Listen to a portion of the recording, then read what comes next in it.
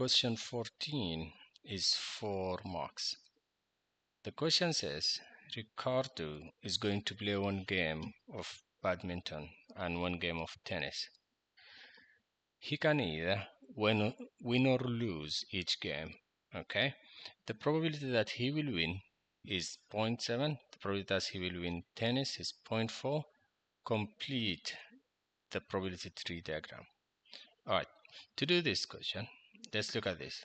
This is playing badminton. It's the winning is 0.7. So the winning is 0.7. If the win is 0.7, losing will be 0.3, because this should always add up to one whole.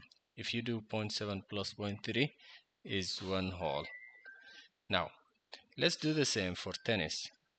So the probability of winning tennis is 0.4. So this is tennis. Winning is 0.4.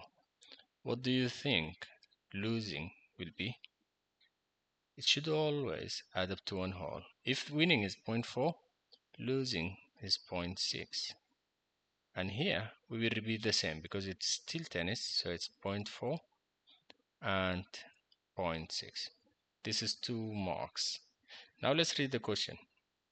The question says, work out the probability that Ricardo loses both games. Let's go back to the tree diagram. So we want the probability of him losing the first game and losing the second game. It's easier than you expect. Losing here is 0.3, losing here is 0.6. We multiply them. 0.3 times 0.6. 3 times 6 is 18. They are 2 decimal. 1, 2.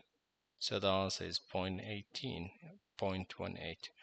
It's calculator allowed, so you can just write 0.3 times 0.6 in your calculator and it gives you 0.18.